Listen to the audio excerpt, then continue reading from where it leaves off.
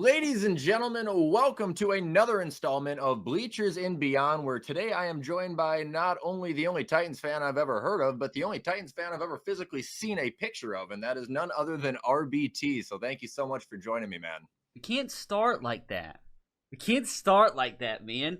It's an honor, though. It's an honor to be on the WyattzWorld channel. I think my over under for you mentioning Will Levis today is at least at 10. That's the line. It's funny that we bring him up right away because I was going to show you this. And by the way, for you guys who are watching this, we ran into a little bit of technical difficulty. It should look great for you guys. I can't actually see RBT right now, but I know he's going to be able to see this. And this might be the worst investment I've ever made in my life. now it all makes sense. I wish I had my Levis jersey on. I have a Levis jersey somewhere over there, which I didn't specifically buy it myself. I had it sent to me and invest into a Will Levis jersey myself. But I do have one. I should have put it on. But no, I have the better quarterback's jersey on right now. You can't see it. But I have the best quarterback in the AFC South. His jersey's on right now. It's a beautiful jersey. So you have Trevor Lawrence's jersey on, or what? Bad. No. So in terms of Cam, assuming you're talking about Cam, what are the Titans' ceiling realistically that you see, and also what are you happy with this year? So you're talking about ceiling this year? Yeah. The absolute max, probably like 8-9 wins, and that's like if all the stars align. I'm happy with 6 or 7, just progress, because I will say I'm not a big fan of Brian Callahan. I just knew he wasn't head coach material last year. They're playing the Colts down by like 3 touchdowns in a dome, and like it cuts to him on the sideline putting on chapstick. You ever seen a coach put on chapstick on the sideline? Absolutely not. That's when I just knew he wasn't head coach material. But at the same time, I hope for Cam Ward's sake that they win enough game, show enough progress, that he can have a little bit of continuity going into year 2. Because that's one thing with Cam, man, is he's bounced around so many different places. I think he's been, I guess it's 4 different cities in the last 5-6 years. So he's never been able to stick around in the same city, same place, with the same coaching staff for more than a couple of years. So my thing is, like, imagine he gets to learn the same exact system in the same place with the same people for a couple of seasons. Like, what is his ceiling? So for the sake of Cam and this franchise, I'm hoping Brian Callahan shows enough. And I think enough will be like 6 wins. But for me, that's what will make me happy. Just like 6-7 wins. Show there's some promise. Show that maybe if we have another decent offseason next year, maybe could compete for the division next year. But I don't expect much. Like the stars would have to align. Cam would have to have like a Jaden Daniels type season. It's just it's not a good team. Got some good units. Probably the best offensive line that we're gonna have in the last 6 or so years. We just have the downfall of this team is gonna be the pass rush more than anything, and what we have behind Calvin Ridley at receiver. Pass rush is atrocious.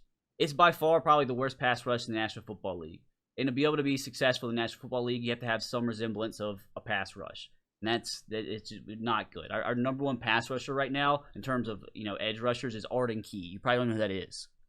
Actually, I just played a Madden season with the Titans. Okay, so you do know. Familiar. Yeah, no, he was actually pretty good for me too. Cam Ward threw for, what was it, 3,600 yards, 22 touchdowns, and 11 picks. Would you be happy with that? Give me 25, and I'll be happy. Okay, he had 6 rushing touchdowns. See, that's a little weird. He's not the fastest guy in the world. Like, he's like he's like a little bit of a smaller. He moves in the pocket like Ben Roethlisberger. That's what I feel like when I watch him play, in terms of how he maneuvers the pocket. So he's not the fastest guy, but he can make guys miss when he needs to extend the play. So I wouldn't expect anything crazy like 6 rushing touchdowns. It'd be nice. But I'm not expecting Cam to be this crazy dynamic threat on the ground or anything like that. But I mean, I'd take 6 touchdowns on the ground. I just the thing that, because I'm not a college football guy, I never really have been all that much, and so I don't know much about Cam coming into this year. But just from the tape that I've seen now that have been highlighted and whatnot, and then watching him in preseason, I just I talked about this with Elite Takes too. To me I see like a Burrow type factor in him. Yeah. Just how quick he comes to from dropping back to mind made up, snapping the football, which, 1 or 2 times is probably more than that. It's going to come back to bite him, but it's okay to take risks for putting up point, which I think, he is going to do this year, opposed to what you guys have had to deal with in the past. And kind of you talking about how you're not happy or you weren't impressed with Callahan last year. I was going to ask you what did you think of the Vrabel firing? Were you happy or were you upset when that happened? See, man, that's a that topic, that's a tough one in the whole Titans fan base community. Half people hate him, half people loved him. I thought that he needed another season because the cards he was dealt the last few years were diabolical. Some of it his fault, but like the teams, basically the way I say it is the talent that was out on the field for his last 2 seasons. 95% of the head coaches out there in the NFL would not have got as many wins as Vrabel did with that roster. That's why I'm very interested to see what he does with the Patriots, because the Patriots roster this year is leaps and bounds more talented than what the Titans put out there the last 2 years of his tenure. So, like, I'm still iffy on that. Like, I wasn't expecting it to happen. I was kind of disappointed when it did. But I think at this point we've kind of moved on. I still like, it's just like, man, if we just never would have traded AJ Brown, what could have happened? But in terms of the Vrabel firing, I'm still iffy on it. Now, when you compare Cam Ward to Joe Burrow, that's actually a really interesting comparison because you got to think where Brian Callahan came from. That was with Joe Burrow at Cincinnati. And that was the thing, too, like kind of going back to Will Levis. That's kind of why I was kind of built. Like I bought into the Will Levis hype, was because as a rookie, a second-round rookie in a very bad Titans offense, he got to play quite a bit, like 6-7 games. And he actually showed promise, and that's really all you can ask from at least a second-round second-round pick at quarterback, starting in a really bad offense. And he showed promise. He showed flashes. So I was like, oh my god, like we have this quarterback actually shows he has something to him. We're bringing in this quarterback guru and Brian Callahan, who coached the Joe Burrows. He's coached Peyton Manning before. And so I thought the stars were going to align, and I think what it came down to was Will Levis was just more of an under center play action. Needed a running back like Derrick Henry back there to keep the defenses at bay, you know, in the front 7 with the play action game. And that's what he is. He's a play action pass quarterback, and he's a one trick pony. In a Brian Callahan system, dude, absolutely freaking not, man. And like I always wonder, dude, like if he doesn't decide to shovel the ball 15 yards down the field, throw that pick 6, because he's like a confidence guy. And that's one of the things that really excites me about Cam Ward, is he is the absolute opposite of Will Levis. You saw Will Levis last year. When he'd do one of those memeable moments, he would choke the rest of the game. Like he was done for. He couldn't bounce back from it. But Cam Ward last year, I know you said you weren't a college guy. One of the most interesting stats I have seen on Cam Ward was Miami last season led college football in offensive efficiency. I think it was 60%. Basically, that means on 60% of their drives, they scored a touchdown. On drives, so 60% led the country. On drives after he threw an interception, that 60% went up to 70%. So on 70% of the drives after he threw an interception, he led them on a touchdown drive. And he's going to throw some interceptions. He's a gunslinger. He takes some risks because his arm is so talented. So I wouldn't be surprised he throws 15 picks this year. But that's not really going to discourage me because I want a quarterback with that talent to take those shots, you know, and learn what he can and can't pull off in the National Football League. But just to know he's got that bounce back ability, which we didn't really see from Mr. Mayonnaise meme king Will Levis last season. That just excites me because I know, hey, if my quarterback decides to shovel the ball 20 yards down the field underhand and throw a pick 6, he's not necessarily going to come out the next drive and do the same thing again like William would. I think that's important too, and I've always said that that's something I admire about Josh Allen and Baker Mayfield especially. And I know Baker last year he threw 40 some touchdowns. So it's kind of hard to deny it, but those are 2 guys who have always just kind of shaken off interceptions. And Burrow was another one too. And that means a lot because certain quarterbacks, like you said, like Levis, and to speak of other examples, I've seen it out of Daniel Jones a couple times where you make a really silly play at one point during the game, and that just kind of dictates the rest of the game for you. And you can't have that as a quarterback or really any player.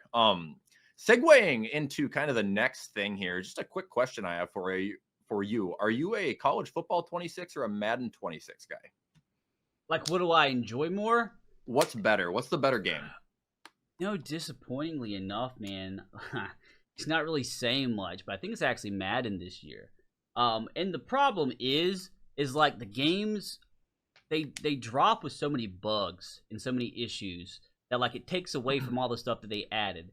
I know there's a lot of people that didn't like when I said Madden franchise is getting its biggest update in 10 years. I mean, the truth of the matter is that that was true. I mean, it wasn't false and all. On paper, it was the biggest update they ever got. But does that update really matter when they drop the game and then like there's all these game breaking bugs? Like I didn't know that I was gonna drop with those bugs, you know. So the whole point of me saying that was like none of the stuff that they add matters if there's so many bugs at launch. They gotta fix that. Like, I've been pretty vocal about it behind the scenes, too, the people in the know and the people that work at EA. I'm like, this is kind of unacceptable. Because, like, you got to capitalize on that launch hype, you know? If somebody gets the game, they're all hyped up to play it, and then they touch it. They finally touch the game for the first time, play it, and there's all these bugs that just kind of ruins the entire experience. They're not going to pick it back up when they update it and fix it a month down the line. So, me personally, I think it's Madden because it dropped with less bugs. That's not really saying much. Which again, that could hopefully be fixed in a few patches, but they got to get to where they're dropping the game without all these bugs, man. It's kind of unacceptable. Like, I know in Madden, there's this freaking glitch in the Superstar mode where, like, you get to the playoffs and you all of a sudden, you're like, oh, man, like, my defense is playing good. Like, we just held the Chiefs to 0 points. We held the Bengals to 0 points the next week. Like, what's my defense doing? Then you go and check, and the freaking defensive tackle was playing quarterback for the Bills and for the Chiefs and Bengals. Like, how's that even happen? It's just like stupid stuff like that, man. It's like Travis Hunter too. It's like they make this big deal about him being the first ever two-way player in Madden, and then like in franchise mode, it doesn't even like track like he's like a fake two-way player. Yeah, like, I ran into that when I tried to play with the Jags. I'm like, what is going on with him? Yep. But I don't know. I think that Madden is by far been more enjoyable for Yep. me. I don't know. And that's just gameplay wise. College football just had so many bugs, man. And they had like 4 major updates, and I'm still having, DBs standing completely still, and I'm having lines not shifting, and then having, certain adjustments just creating the most broken plays. And it's just like, Yep. when Madden came out, I found it so much more enjoyable to play that I just kind of stuck to it. Well, the crazy thing is last year it was totally different. And I think what happened was college was so arcadey last year that it made it feel different and more fun because there was just so much offense.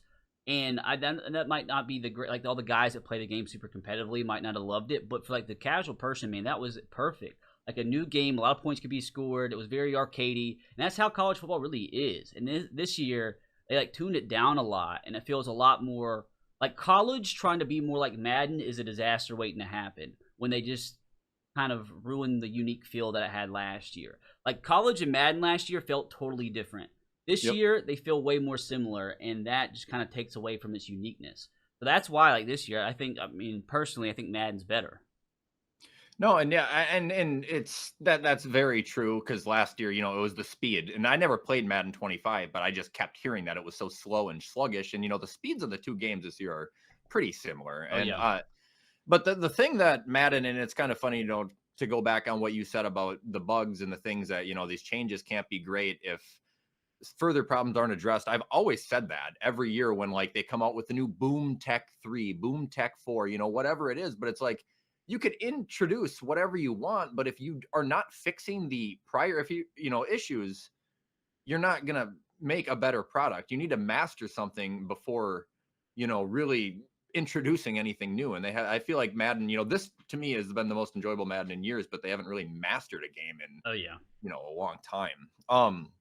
So I don't know if you watch my content, probably not, but I did this with Brand 2 and it was a big hit. I did Drake May versus the world. So I'm going to do Cam versus the world with you. I'm going to ask you Cam Ward or a series of quarterbacks here. And I just need you to give me your answer on who you'd rather have. And they can be short and sweet, or you can really get into it if you'd like. But okay, before we get into it though, is this like projecting or like right now? Like projecting how it'll be by the end of the year or something like that? Because like right now, that's going to be tough because you don't know for sure. That's the point. Right now. Oh, man. Okay. Cam Ward or Tua? Cam Ward. Okay. I would, I'd take the chance. The thing with Tua is I'm having to take a chance here. Yeah. I'm having to have a leap of faith here with this. Well, Tua can get you up and down the field, but we've seen what Tua can do in any moment that actually matters, and it's not what you want. So that it's a risk that I'm willing to take. Absolutely. Fair. Cam or JJ McCarthy? Oh, Cam, absolutely. No question. Why are you looking at me like that? Well, it's like different. If JJ would have played last year and actually looked, I think JJ's gonna be fine. But like, I can't say Tua like came over Tua and then not say JJ over Cam when JJ really hasn't shown anything either. So I'm all day, every day, like biasly going Cam over JJ just because JJ hasn't played. We shall see though. That's a completely fair take. I mean, I live in Minnesota, so I'm just completely biased. That's what I thought. That's why I thought I can see you. So I saw you give me some side eye. So, but you're a Bills fan though, right? Yeah. How'd that happen? So when I grew up, I didn't watch bandwagon.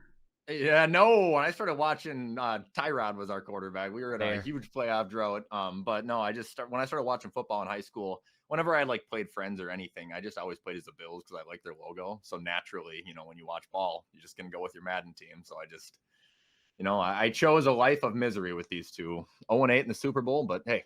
Well, that's so funny that you say that because you know how you say I'm the only Titans fan that you know. I'm not sure if you know of my buddy. He's also another Madden YouTuber by the name of TD Barrett. He's also he's also a Titans fan, which is really funny because he's from Canada. And you're like, how did you become a Titans fan? He said he just liked their colors when he was a kid. So that's why. I was a Vince Young guy. I was kind of like you.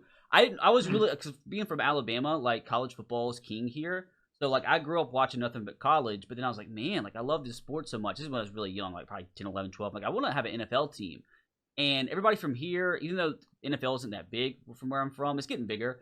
But either somebody's a Saints fan, which I don't really like the city of New Orleans, so hot take, I don't like it. So I don't like the Saints. And then the Falcons, I'm not a big Falcons guy either. So I was like, man, like who do I watch? And then at that point in time, that's when they drafted Vince Young, and he was my favorite college player. So I'm like, let me sit down and watch the Titans. And the first game I ever sat down to watch with my dad, it was this crazy Vince Young last minute, like I think he went 90-something yards in a minute and 15 seconds against the Cardinals. He threw a touchdown pass on like 4th down and 15 to win the game as time expired. I'm like, okay, I'm locked in, and I've been locked in ever since that moment. No, I mean that's the beauty of the game, though. Yeah. It's small things that can really rip you in and keep you in, and I think baseball can be a lot like that too, especially for people who don't understand or watch baseball.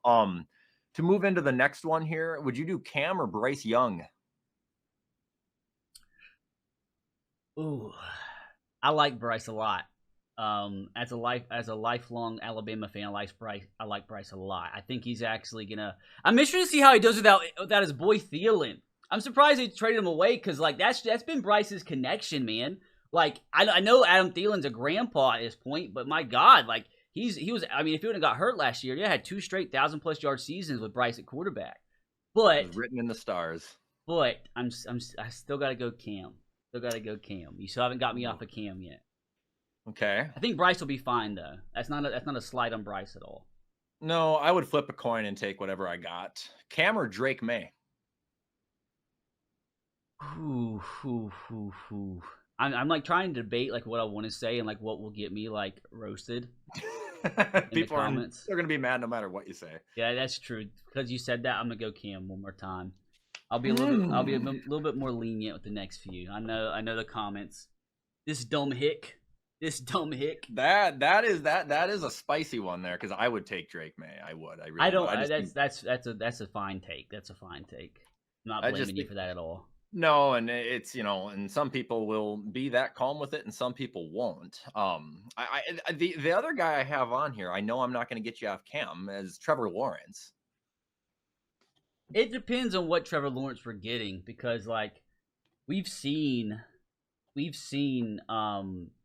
can't say Trevor Lawrence. I can't do it. Like I just can't as a Titans fan. Absolutely not. It's not happening. More likely to say Drake May over Cam than Trevor Lawrence over Cam all day, every day. But we have seen moments in his career so far where Trevor Lawrence has looked like a top 5 quarterback in moments, in spurts. And we've also seen him like put up stinkers. He also hasn't been able to stay healthy. I mean, what is he now? 25? He only 25, maybe 26 now. Young, not old. I mean, like he still like. I know it's been 4 years now, 5 years now, but like he still can develop into a top 10 quarterback. I think. And I know some people already think he is. I don't think so. But he has all the traits, all the tools. He's shown it. He's got to be consistent with it. And honestly, my hot take with that is like he doesn't really show it this year with Brian Thomas and Travis Hunter. Like, when will he ever show it? No, So that's this is it, kind of a make or it'll be the break. Kyler Murray argument then if he doesn't get there. And we gave Kyler 10 years, so we'll give Trevor his 10. Yeah. I, how about Cam or Bo Nix? I got, I have to say, I will say Bo Nix for now. Okay, I got you off. Just because I'm trying. I can't say Cam right now for everyone. I mean, maybe I could, but I'm gonna try to be fair. Cam or Baker Mayfield? Oh, Baker Mayfield, absolutely. Okay. So that's an honest one. Oh yeah, for sure. Bo Nix is me kind of trying to follow the totem pole a little bit, but Bo looked really good as a rookie. Like, I say that in the sense of like, if Cam can put up Bo Nix rookie numbers this season, I'll be very, very, very happy. And I don't think that's possible. Not necessarily Cam's fault, but just because I don't think he's put into the best of situations offensively. Although, I say that, man, I'm really interested to see how that turns out because I'm like so used to the Titans offense now. I mean, it's been 4 years, I believe, ever since the A.J. Brown trade, since the offense has actually been good at all.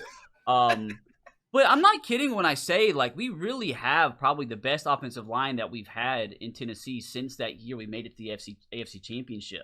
So with that, dude, and I do think the receiver core is a little underrated. Like, there's nothing special or anything, not a top half core or anything, but it's not as bad as what a lot of people think. I genuinely think Calvin Ridley's about to have a career year. I think you responded to my tweet. I think you responded to that tweet. I really think it's just like, and even before I saw him play in the preseason, it's like Calvin Ridley's strengths and Cam Ward's strength, they just intertwine so well. Like, what they both do well is what like kind of benefits the other.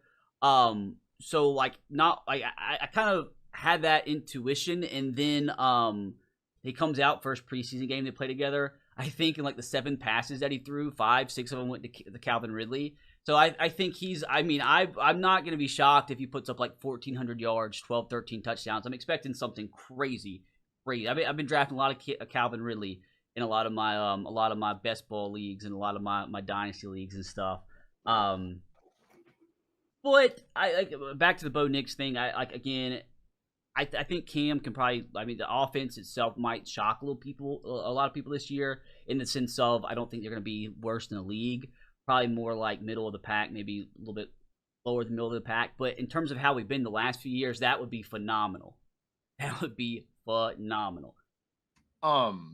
So with Cam Ward being the starting quarterback there right now, if he goes 3 years under 8 wins, are you done with him? 2 years. I don't think. No, I think we are not in a position to really be that impatient as a franchise because we have a chance to really. Because like, you got to think about, look at Josh Allen, man. Would it take him 3 years to really get going? Like 2 years? I think we give him 3. I think we give him 3, and it's not even necessarily the wins so much. It's like how he performs, you know. I mean, he could have look at Joe Burrow the last few years, dude. Like, look how well he's played. Look how bad the team has been. So, and he's not really set up with the best of rosters right now. Mm-hmm. So I don't really think it's like a blanket if he doesn't win 8 games next 3 years. I think if they don't win 8 games next 3 years and he doesn't improve, okay, maybe at that point. But as long as we see a little bit of improvement each and every year from him, that's all you can really ask for right now. Okay, yeah, maybe by the time he gets to the end of his rookie contract, if they're still putting up 6 win seasons every year, okay, maybe at that point. But I don't think we have the luxury right now of giving up on a potential franchise quarterback after just 3 seasons. No, and I mean, everybody, I mean, I remember years ago, 2018, it seemed like now or whatever, when you were drafted into the league, it was like a 4-year gig, almost guaranteed. Yeah. And now it's not a thing anymore. And also just kind of mind floating around here. Another player that I think is really going to show off this year is going to be Chig. I think he's always been a great tight end. So I'm expecting him to have, a pretty stable connection, probably not as good with Ridley, but with Ward, more than others. Ending here, we just have a couple of quick questions from some fans that submitted some questions on Twitter. And the first one we have is from Super Pit Fan. Says, what's our favorite Madden of all time? Ooh, let's start from whenever I start kind of really making Madden content. I will say either Madden 16, because that was the introduction of the draft champions, and that was like, brother, that's what created my career. That is what created so many other people's careers. Like, there's a few YouTubers that I know personally that literally just from that game mode being introduced and people liking it so much, they literally went from like 0 to like 500,000 subscribers in 1 year. That's insane, especially back in 2015 YouTube. That, and then the year, I can't remember if it was Madden 19 or Madden 20, whatever year it was where they introduced the superstar abilities. And, Superstar KO mode and stuff. The Superstar KO, yeah, that was just fun, dude. And like, we just don't have stuff like that anymore. If you, gosh, there's gonna be people. I hope Twitch followers of mine. You have to light them up because I get asked that question every stream 16 times. You know, what's the best Madden? And my answers are Madden 16. And to me, it's just I was in college and I was down in a basement with nothing to do. That's where we lived at the time. And that was the Madden that was out. And I buried so many hours into it. Oh, yeah. But then Madden 20, it was the arcade feel, but the KO where, you know, they were updating and putting celebrities in it like every week. And it was obviously COVID, but that game just, it has so many memories with me too. And I at this point, Madden 20 might be my favorite Madden, even though, of course, like any other game, it's not perfect. I just don't know why. Why do they not want these game modes that people love so much? But it's like, you would still think, you know, attracting new people to play these game modes that don't necessarily make them money, like, that would still eventually lead them into some of the other modes that do make them money. So, like, I don't understand, even if these modes don't make them money, why you wouldn't want to have this many more people on your game actively. Because if they had those modes back in the game, updated consistently like before, they would have such a bigger, wider user base. It makes it replayable. Yeah, it makes exactly. it extremely replayable, other than, you know, beating a franchise and then going, what do I do now, until you just start another one. Next question we have here is from Stro881. I have to burp there, sorry. How will Tyler Lockett do this year? And I'll answer this one before you do, because I dislike him. I despise him as a wide receiver. I think he's a great human being, but I think he plays like such a coward, the way he catches it and just drops every single time.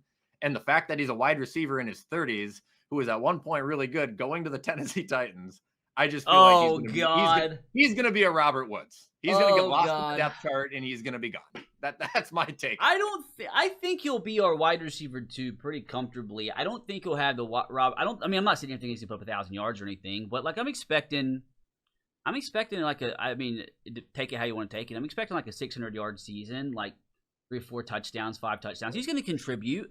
And like 600 yards would be our wide receiver number 2 this season. It just depends on what your expectations are for him. Like, I'm not expecting the Tyler Lockett of old. I'm just expecting a 70% version of the prime Tyler Lockett. And that's good enough to be our wide receiver 2 right now.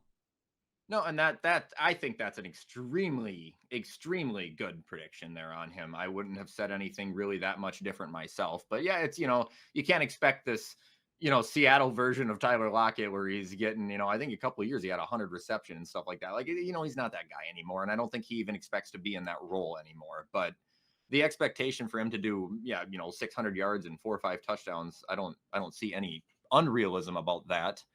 This question is from WyattzWorld. Was it an illegal forward pass? No. Don't care what you say. No. No. I had to. I was wondering. You kept a straight face too when you said your own name, so I was kind of confused there. But no, absolutely not. It's not even a question. Not even a question. Not even debatable. I don't think it was an illegal forward pass either. It's just, you know, you got to bring it up when you have that thing. But no, you know, it's people can dwell on the past and beat on the past, and maybe we'll disagree on this. I do think Josh Allen had the first down last year against Kansas City. I will fight on that hill. But good take. You know, and maybe I can go back in 10 years from now, look back and be like, nah, he didn't get it. But I genuinely don't think I will. Anyway, the last question we got here is from Lord Cobra Lion. And he's asking what game in the past years, Titans and Bills, you know, me for the Bills, you for the Titans, what game still haunts you? Still gives you nightmares? Still just any game from the past like 5 or 6? Oh, dude, absolutely. The Bengals playoff game. That will haunt me the rest of my life. the that? divisional round when we had the 1 seed, the Evan Oh! McPherson field goal. Dude, I was there, totally planning on When the- being a right back there the next week at Nissan Stadium for the conference championship game against the Chiefs that we had already beat earlier that season by 25 points. I thought the stars had aligned finally. The 1 seed, this is one of the craziest things that ever happened to me in any sports games I've ever gone to in my life. I've been to, and I know there's a big debate, college atmosphere versus NFL atmosphere, and I don't think it's close. I think the college atmosphere in general is a lot better, a lot louder. But I will say, and also I will admit that like the 12 p.m. games that I go to at Nissan, like they're pretty dead. Like the environment's like the noon kickoff versus a nighttime kickoff is night and day different. It's insane. I see but that. My entire point was, as much as I think college environments are head and shoulders above NFL on average, that playoff game, pregame versus the Bengals with that 1 seed, I have never heard a louder pregame atmosphere in my life, and it was just getting louder and louder and louder, like closer to kickoff. And then first play from scrimmage, Ryan Tannehill throws an interception, and the entire place you could hear a pin drop, and it never recovered once. I'm like, what would have happened? Like how different could that have been if they just run the ball play 1? I mean, Derrick Henry just came back. Instead of you throwing a play action interception into triple coverage, just run the ball. Just run the ball first play. I've never heard such a loud environment just die off and never recover in just one play like that. Well, I always wonder.